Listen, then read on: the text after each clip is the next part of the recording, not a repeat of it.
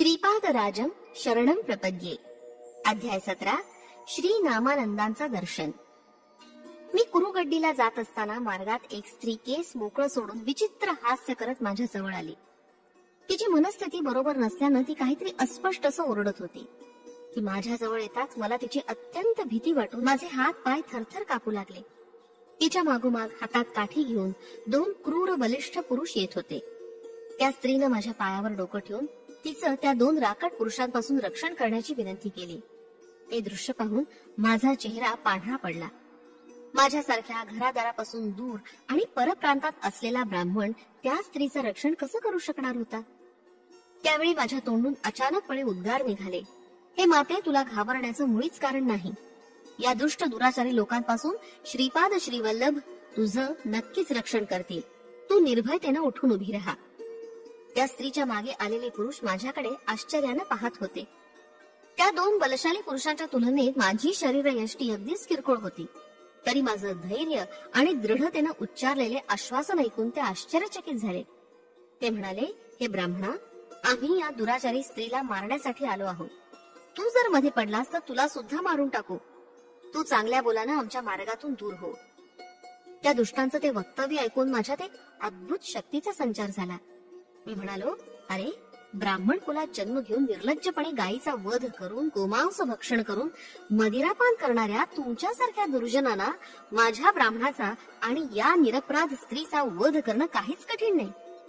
मी पुढे येणाऱ्या सर्व परिस्थितीत सामोरं जाण्यास तयार होतो. मी पुढे त्यांना म्हणालो, तुम्ही या स्त्रीचा वध केल्यास तत्काळ कुष्ठरोगानं त्रस्त व्हाल. सर्व रोगांमध्ये हा अत्यंत भयंकर असा रोग आहे. त्याला तुम्ही स्वतः आपल्या कर्माने आमंत्रण देत आहात याची मला कीव येते. मी हे सारं तुमच्या हितासाठी सांगत आहे. माझं हे वक्तव्य ऐकून ते आपलं सारं धाडस हरवून अगदी निस्तेज झाले. मी सांगितलेली त्यांच्याबद्दलची विधानं खरी असल्यानं माझी भविष्यवाणी नक्कीच खरी होईल असा त्यांना दृढ विश्वास वाटला. त्यांनी आपल्या चुका मान्य केल्या. ज्योतिषशास्त्राचं काहीच ज्ञान नसलेला मी त्यांच्या दृष्टीनं एक विद्वान भविष्यवेत्ता ठरलो. जवळच असलेल्या एका वृक्षाच्या छायेत आम्ही बसलो. मी त्यांना त्यांचा जीवन वृत्तांत सांगण्याची विनंती केली. ते म्हणाले, महाराज, आपण त्रिकालदर्शी आहात. आपणास अज्ञात असं या पृथ्वीवर काय आहे? आपण विचारलं म्हणून सांगतो. आम्ही दोघं सख्खे बंधू. आमचा जन्म ब्राह्मण कुलात झाला खरा, परंतु ब्राह्मणत्व आम्ही पूर्णपणे विसरून गेलो आणि भ्रष्ट झालो. गायीचं मांस खाण्यात आम्हाला आनंद वाटे, त्यातच मदिरापानाचं भयंकर व्यसन आम्हाला जडलं. या सर्व दुर्गुणांचा व्यभिचारी वर्तनानं कहरण झाला. या सर्व दुराचारामुळे आम्ही दुरात्मा झालो. समोरील टेकडीवर पद्मासन घालून बसलेल्या या स्त्रीस पाहून आमच्या मनात वाईट विचार आले, परंतु तिनं स्पष्ट नकार दिल्यानं आमचा अभिमान दुखावला आणि आम्ही रागानं तिच्या मागे निघालो. परंतु आमच्या सुदैवानं आपल्यासारख्या महान पुरुषाच्या दर्शनाचा लाभ झाला. तेव्हा मी म्हणालो, बाबा, चांगलं काय वाईट काय याचा निर्णय करणारी सतसत विवेक बुद्धी देवानं मानवाला दिली आहे. चांगल्या मार्गाने गेल्यास चांगली फळं मिळतील, वाईट मार्गाने गेल्यास वाईट अनुभव येणाऱ्यात शंकाच नाही. ही स्त्री सदाचारी असल्यानं तिनं तुमचं म्हणणं मान्य केलं नाही. तुमची दृष्टी दोषपूर्ण असल्यानं तुम्हाला ती स्त्री दुराचारणी वाटली. तुम्ही तिच्याकडे वाईट भावनेनं गेला होतात, परंतु आता तुम्हाला आपल्या वाईट कर्मांचा पश्चाताप होतो आहे. तुमची पापं परमेश्वर क्षमा करेल किंवा नाही हे मी नाही सांगू शकत. एक शुभ वार्ता मात्र सांगतो. त्रैलोक्याचं आराध्य दैवत असलेली त्रिमूर्ती स्वरूप असणारे श्री दत्तप्रभू सध्या मानव रूपात श्रीपाद श्रीवल्लभ या नावानं कुरुगड्डी या गावी वास्तव्यास आहेत. त्यांचे दिव्य चरण तुमचा उद्धार करतील. त्यांच्या अनेक दिव्य लीला मी ऐकल्या आहेत. ती स्त्री म्हणाली, आपण माझं या दुष्ट पापी लोकांपासून रक्षण केलं. आपण मला पित्या समान आहात. मी एका उच्च ब्राह्मण कुळात जन्मले. अगदी लहान वयातच माझा विवाह झाला. माझं दुर्भाग्य असं की माझा पती माझा अतिशय छळ करत असे. मी मात्र त्याची मनोभावे सेवा करत असे. तो माझ्यावर नको ते दोषारोपण करत असे, ज्यामुळे मला अत्यंत मानसिक पीडा होई. त्याचे आई वडील, मोठी माणसं त्याला खूप समजावण्याचा प्रयत्न करीत, परंतु तो कुणाचंच ऐकत नसे. हे सांगताना तिच्या डोळ्यातून घळघळ अश्रू वाहू लागले. थोड्या वेळानं तिने स्वतः सावरून घेतलं आणि ती पुढे सांगू लागली, आमच्या गावात एक मांत्रिक आला होता. त्याला ज्योतिषशास्त्राचं चांगलं ज्ञान होतं. त्याला माझ्या सासू सासऱ्यांनी बोलावून घेतलं. त्यानं माझी कुंडली मांडून चित्र विचित्र पूजा अर्चा करून म्हणाला, ही नीच जातीची स्त्री आहे. तिच्या हातून अनेक अमंगल कार्य घडली आहेत. तिच्यामुळेच तिच्या पतीस नपुंसकत्व प्राप्त झालंय. तिला घरातून बाहेर काढल्यावर तुमचे सारे ग्रहदोष नाहीसे होतील आणि माझ्या पूजा अर्चा फलित होतील. तिचा पती सुद्धा चांगला सशक्त होईल. त्यानंतर तुम्ही त्याचा विवाह दुसऱ्या कन्येबरोबर लावून द्या. त्यांना यथाकाली संतती प्राप्त होईल. त्या ज्योतिषाच्या सांगण्यावर दृढ विश्वास ठेवून माझ्या सासू सासऱ्यांनी मला घरातून हाकलून दिलं. त्यांनी केलेल्या छळामुळे मी अत्यंत त्रासून गेले होते. मला काहीच मार्ग नसल्यानं मी माहेरी जाण्यास निघाले. परंतु तेवढ्यात तो मांत्रिक आला आणि त्यानं मला अडवलं आणि वाईट नजरेनं माझ्याकडे पाहू लागला. मला त्याच्या डोळ्यात दुष्ट वासनेचे ज्वलंत अंगारे दिसले. मी अत्यंत क्रोधायमान झाले. माझ्या शरीरात भद्रकालीची शक्ती प्रकट झाली होती. मी जवळच पडलेला एक मोठा दगड उचलला आणि त्या मांत्रिकाच्या शिरावर मारला. त्या भयंकर मारानं मांत्रिकाचं डोकं फुटून तो तत्काळ मृत्युमुखी पडला. माझ्या शील रक्षणासाठी मला दुसरा मार्ग नसल्यानं मी तो दगड मारला होता. परंतु दुर्दैवानं माझ्या हातून एका ब्राह्मणाची हत्या झाली होती. माझं मन अत्यंत अशांत झालं होतं. काय करावं, कुठं जावं काही कळतच नव्हतं. मी माहेरी जाण्याचा विचार केला होता, परंतु तिथं जाण्यानं माझ्या समस्यांचं समाधान होणार नव्हतं. माझ्या आई वडिलांनी प्रेमानं माझा सांभाळ केला असता, परंतु माझे बंधू, वहिनी, भावजाई माझ्याशी चांगले वागतील याची खात्री नव्हती. मांत्रिकानं मला दिलेला त्रास कोणाला सांगणार होते? मांत्रिकाची केलेली हत्या गावातील सर्व लोकांनी पाहिली होती. अशा बातम्या आगीप्रमाणे चोहीकडे पटकन पसरतात. या आवाराताचं एक औदुंबराचं झाड होतं. हे झाड दत्तप्रभूंना अत्यंत प्रिय असल्याचं मी ऐकलं होतं. त्या झाडाखाली बसले असताना मला गाढ निद्रा लागली. थोड्या वेळानं जागी होऊन पाहिलं तर माझ्या दोन बाजूला दोन नाग माझं रक्षण करत होते. मी त्या दोन नागांना नमस्कार केला तेव्हा ते नाग दुसरीकडे निघून गेले. मी दत्त दिगंबर, जय गुरुदेव दत्त असा जप करत होते. दत्तप्रभूंचं नुसतं स्मरण केलं तरी ते भक्ताच्या मदतीला धावून येतात असं मी ऐकलं होतं. माझ्या भाग्यानं औदुंबराच्या कृपाछायेत असताना मला श्रीपाद प्रभूंचं कृपाछत्र माझ्या शिरावर असल्याची अनुभूती आली. मी नामस्मरण करत असताना एक वाटसरू त्या वृक्षाच्या छायेत विश्रांतीसाठी थांबला. मी भयभीत होऊन त्याला विचारलं, तू कोण आहेस? तू इथून निघून जा. तू गेला नाहीस तर एक दगड घेऊन तुला मारून टाकेन. थोड्या वेळापूर्वीच मी एका मांत्रिकाला मारलं होतं. तो वाटसरू म्हणाला, माई, मी रचक म्हणजे धोबी कुलात जन्मलेला रविदास. मी दत्तप्रभूंचा भक्त आहे. मी कुरवपुरात राहत असे. श्री दत्तगुरु श्रीपाद श्रीवल्लभ रूपात भूतलात अवतरले असून सध्या ते कुरवपूर क्षेत्रात वास्तव्य करत आहेत. दूर दूर पसरलेल्या दत्तभक्तांना ही वार्ता कळावी म्हणून ते नवीन नवीन लीला करत असतात. मी सध्या कुरवपूरला जात आहे. तुझी इच्छा असल्यास माझ्या बरोबर ये. कुरवपूर इथून जवळच आहे. मी माझ्या भावाकडे जाऊन तिथून पुढे कुरवपूरला जाईन. तेव्हा मी म्हणाले, तुमच्या बोलण्यावर मी कसा विश्वास ठेवू? तुम्ही सांगत असलेले श्रीपाद श्रीवल्लभ कोण आहेत हा विषय जाणून घेण्याची सुद्धा मला गरज नाही. ते जर दत्तमूर्ती असते तर त्यांनी माझं रक्षण केलं असतं. ते स्वतः श्री दत्त गुरु आहेत हे सिद्ध करण्याची जबाबदारी त्यांचीच आहे. मी श्रीपाद प्रभूंचं नामस्मरण करत नाही, परंतु श्री दत्तात्रेयांचं नामस्मरण करते. यावर जे घडेल ते मी पाहीन.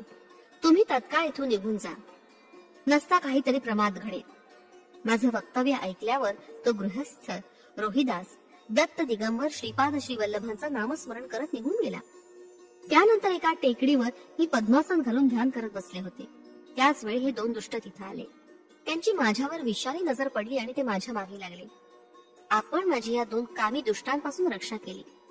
तेव्हा मी म्हणालो, हे माते, श्रीपाद प्रभूंच्या कृपेनं तुझं रक्षण झालं.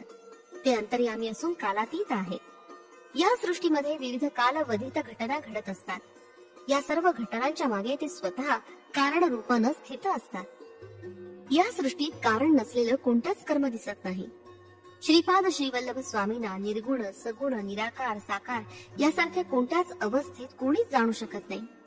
प्रत्यक्ष वेदांनी सुद्धा त्यांच्या समोर हात टेकले व नेती नेती आम्ही जाणत नाही असं म्हटलं आहे. वेदांची ही अवस्था झाली तर सामान्य भक्त त्यांच्याबद्दल काय जाणू शकेल?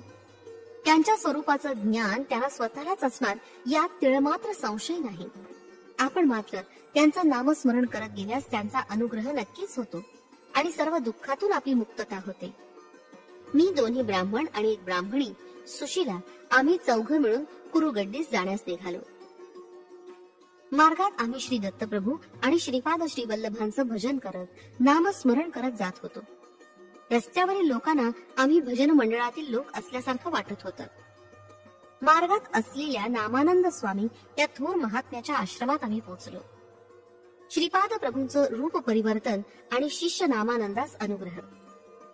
श्री नामानंद स्वामी हे त्रिकाल ज्ञानी महात्मा पुरुष होते. त्यांनी आमचं मोठ्या आदरपूर्वक स्वागत केलं. त्यांनी आपला परिचय देण्यास सुरुवात केली. ते म्हणाले, माझ्या वडिलांचं नाव मायन्नाचार्युलू आणि माझं नाव सायन्नाचार्युलू. आमचं गोत्र भारद्वाज आणि आम्ही वैष्णव संप्रदायाचे आहोत. मी संन्यास दीक्षा घेतल्यावर माझं नाव नामानंद असं ठेवलं गेलं. संन्यासोत्तर मी पूर्ण वैराग्य धारण करून पुण्यक्षेत्र आणि सिद्धतीर्थाच्या यात्रा केल्या. नंतर सद्गुरूंच्या शोधात निघालो. फिरत फिरत मी पिठिकापुरम इथे येऊन पोहोचलो. आम्ही वैष्णव असल्यानं श्री विष्णूचीच आराधना करतो. आमचं सोवळं कडक असतं आणि आचार विचार उच्च असतात. पिठिकापुरम येथील कुंती माधवाचं दर्शन घेऊन बाहेर आल्यावर समोर एक चांडाळ उभा असलेला दिसला. चांडाळाचे दर्शन आम्ही वाईट समजतो.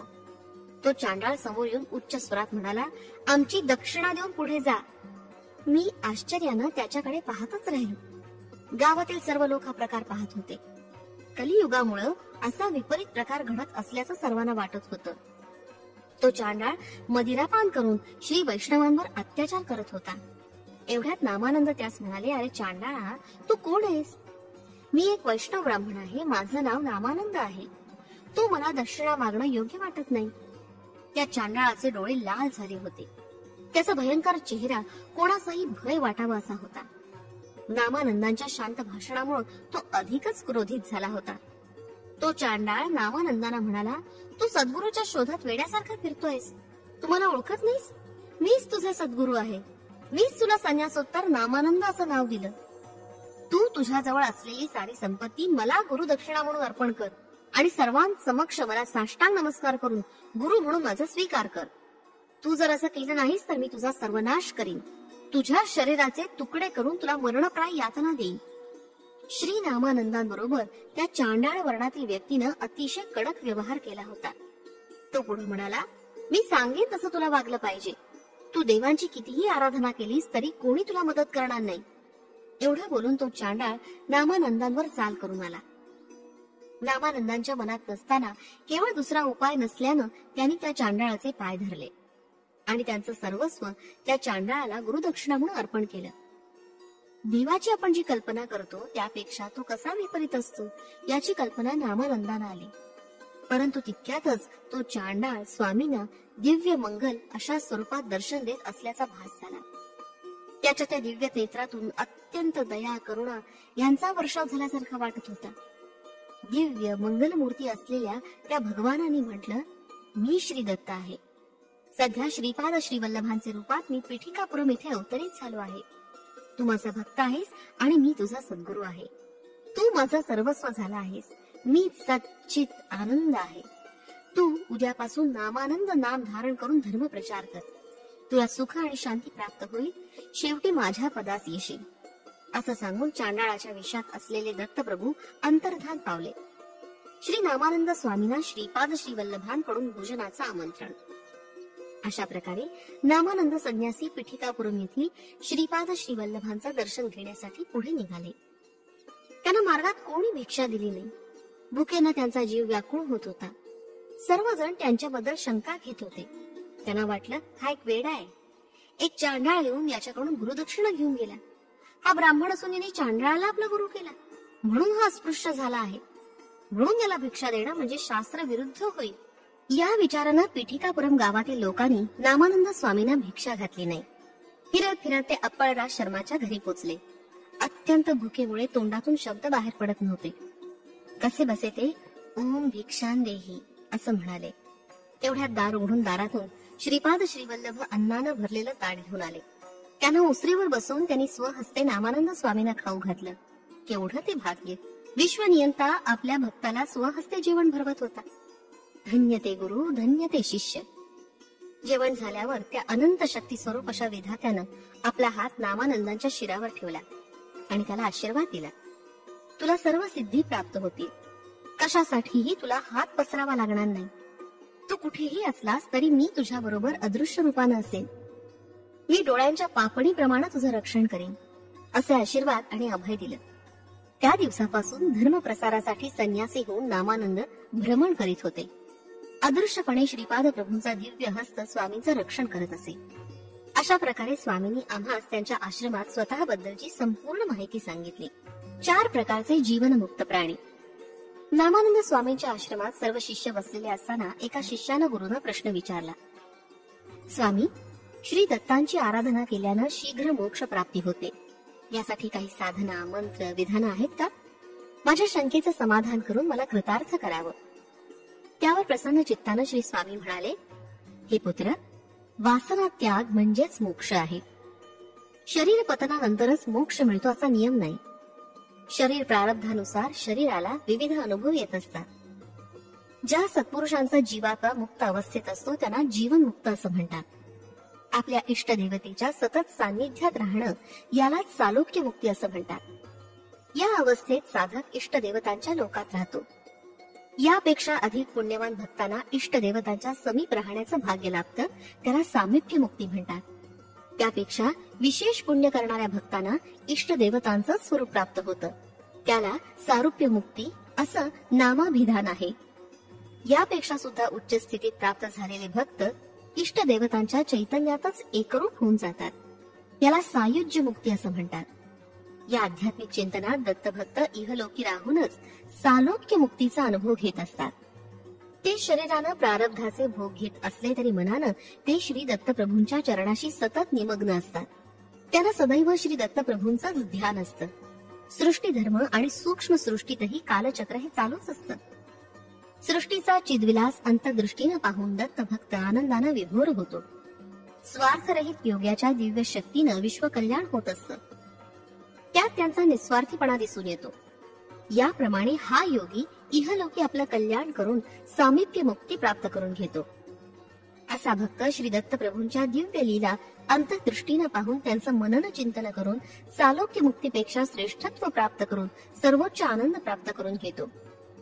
जीव शरीर बंधनात असताना त्याला अनेक वासना, इच्छा आपल्या बंधनात ठेवतात. परंतु जेव्हा त्याला मुक्त अवस्थेचं ज्ञान होतं तेव्हा त्याला खूपच हलकं हलकं वाटतं. याप्रमाणे इच्छा वासनारहित लघुजीव आनंदात रममाण असतात. सायुज्य मुक्तीचा लाभ झालेल्या दत्तभक्तांमध्ये श्री दत्तलीला यथेच्छ मात्रेने प्रकट होतात. या भक्तांना आणखी काही प्राप्त करून घ्यावं अशी इच्छाच नसते. श्री दत्तप्रभूंचं दर्शन, स्पर्श, संभाषण आणि अनुग्रह प्राप्त झालेल्या भक्तांना त्यांचं सतत रक्षण मिळत असतं. इहलोकात किंवा परलोकात प्राप्त होणारं महदैश्वर्य श्रीपाद श्रीवल्लभ स्वामीच देतात. मानव विविध देवतांना वेगवेगळ्या स्वरूपात भजतात. ते सर्व देव श्रीपाद प्रभूंचेच दिव्य अंश असतात. त्या देवतांकडून श्रीपाद श्रीवल्लभ त्या भक्तांना अनुग्रह देत असतात. श्री दत्त आराधनेची विशेषता. यावर मी म्हणालो, आपण विविध रूपात असलेल्या देवांची पूजा अर्चा करावी का श्रीपाद वल्लभांची आराधना करावी? देव श्रीपाद श्रीवल्लभांपेक्षा वेगळे आहेत? याबद्दल आपण कृपा करून विश्लेषण करून सांगावं. यावर नामानंद म्हणाले, एका मुलीचा विवाह होऊन ती आपल्या सासरी गेली. काही महिन्यानंतर त्या मुलीचे मोठे भाऊ तिला भेटायला आले. मुलीची सासू म्हणाली, तुमची बहीण आमच्या घरी विविध प्रकारच्या चोऱ्या करते. दूध, दही, लोणी, तूप ती चोरून खाते.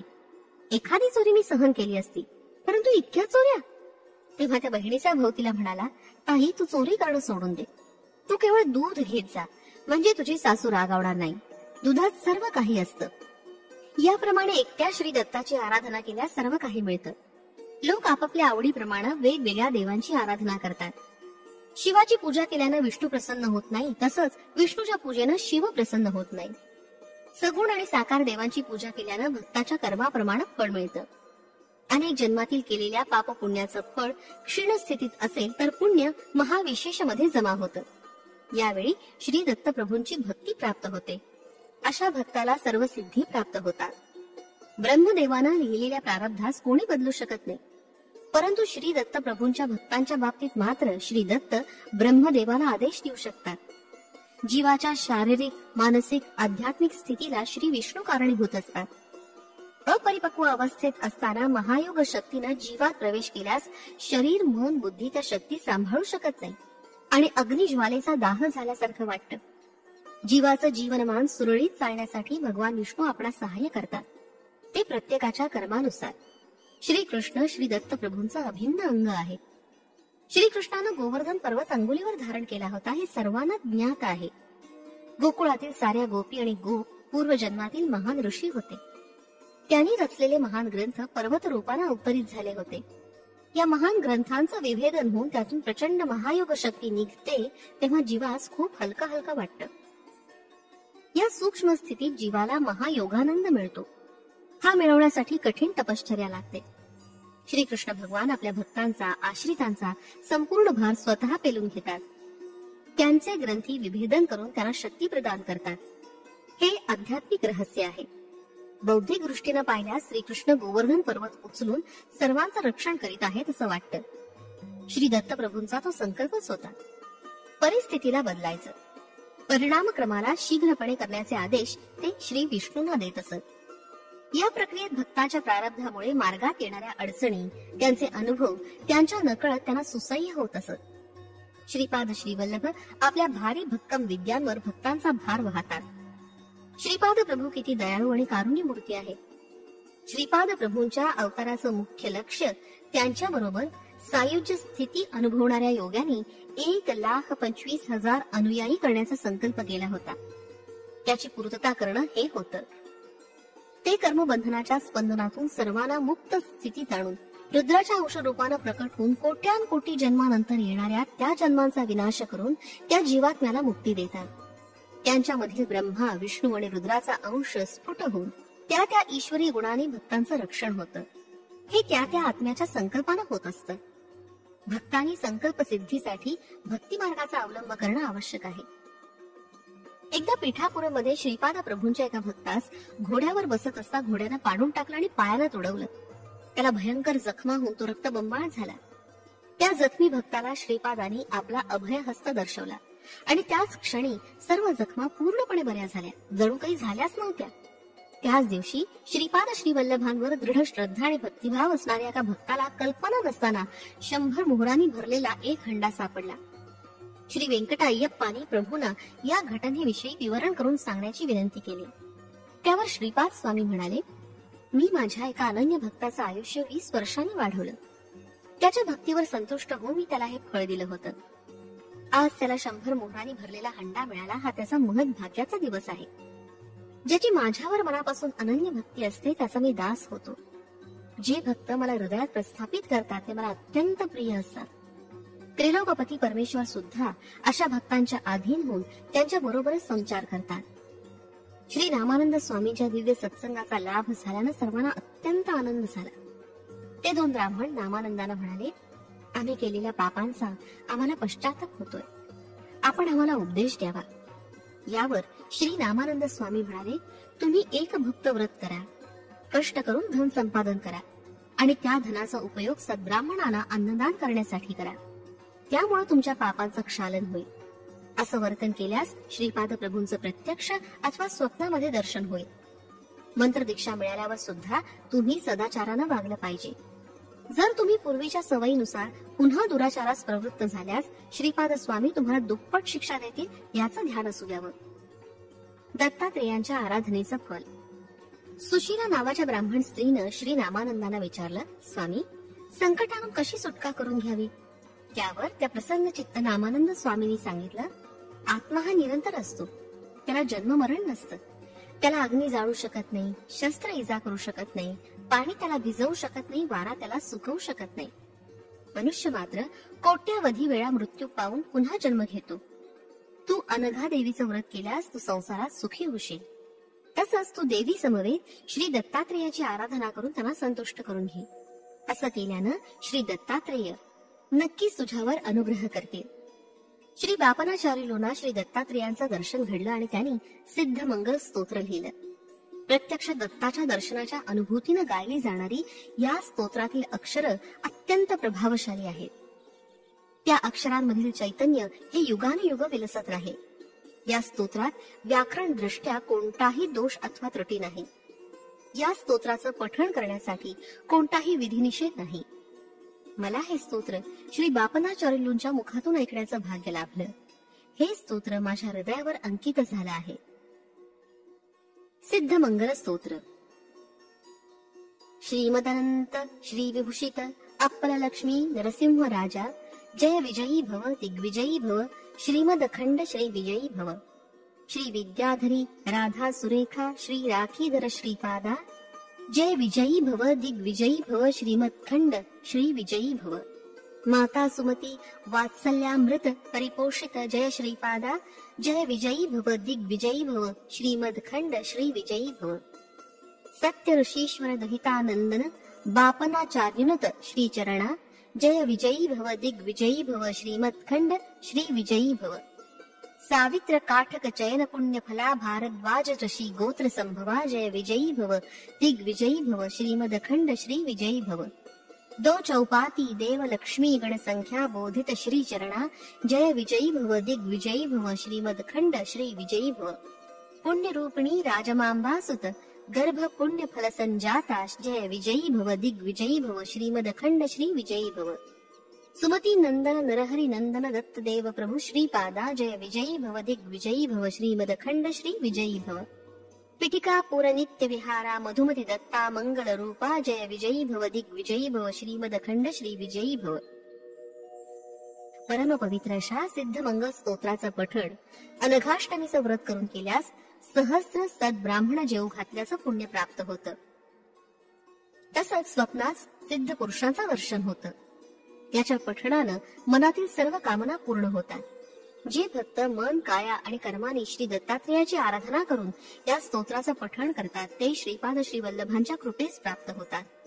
तसंच याच्या नियमितपणे गायनानं सूक्ष्म वायुमंडळातील अदृश्य रूपानं संचार करणाऱ्या सिद्धी प्राप्त होतात.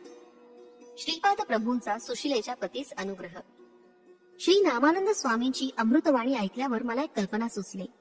मी श्री नामानंदांना म्हणालो, हे स्वामी, या स्तोत्राच्या पारायणात श्रीपाद प्रभूंच्या दिव्य लीलांचं वर्णन यथाप्रसंग सांगावं अशी आपल्या चरणी नम्र प्रार्थना आहे.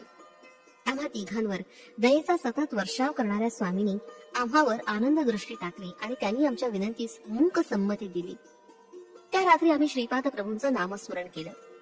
स्वामींनी लीला कथन करीत सिद्ध मंगल स्तोत्राचं गायन केलं. त्या दिव्य अनुभूतीमध्ये रात्र केव्हा संपली ते कळालंच नाही. उषक काल होता. श्रीपादांची मंगल आरती केली. थोड्याच वेळात अन्न सामुग्रीनं भरलेली एक बैलगाडी आश्रमात आली. गाडीवान खाली उतरला. त्यानं सारी खाद्य सामुग्री बैलगाडीतून उतरवून आश्रमात ठेवली. नंतर तो सुशिलेस उद्देशून म्हणाला, थोड्याच वेळात तुझा पती आणि सासू सासरे दुसऱ्या बैलगाडीतून येतील. त्या गाडीवानाच्या बोलण्यात एक वेगळंच माधुर्य होतं. तो दिसण्यास इतर गाडीवानांसारखा नव्हता. सारखं त्या गाडीवानाकडे पाहतच राहावं असं वाटत होतं. परंतु तो सामान उतरवून निरोप सांगून परेनं निघून गेला. त्यावेळी नामानंद स्वामी ध्यान अवस्थेत होते. त्यातून बाहेर आल्यावर त्याने विचारलं, तो गाडीवान कुठे आहे? तो सामान ठेवून निघून गेल्याचं आम्ही सांगितलं. ते ऐकताच स्वामी म्हणाले, तुम्ही किती भाग्यवान आहात, मीच अभागी आहे. ते पुढे म्हणाले, परम कारुण्य मूर्ती श्रीपाद श्री वल्लभ आपणासाठी गाडीवानाच्या रूपानं अन्न सामग्री घेऊन आले. त्यांनी तुम्हाला दर्शन दिलं. नंतर सुशिलेकडून म्हणून ते म्हणाले, हे सुशिले, तुझं नशीब उदयाला आलंय. तुझ्या पतीचं नपुंसकत्व गेलं. तुझे सासू सासरे आणि पती दुसऱ्या बैलगाडीतून येत आहेत. त्रिकाल ज्ञानी नामानंदाने सांगितल्याप्रमाणे सारं घडून आलं. सुशिला आपला पती आणि सासू सासऱ्यांबरोबर आपल्या घरी गेले. मी आणि त्या दोघा ब्राह्मणांनी श्री स्वामींना कुरुगड्डीस जाण्याची अनुज्ञा मागितली. श्री नामानंद स्वामींचा आशीर्वाद घेऊन आम्ही कुरुगड्डीच्या मार्गाने निघालो. श्रीपाद श्री वल्लभांचा जय जयकार असो. फलश्रुती सिद्ध पुरुषांचे आशीर्वाद.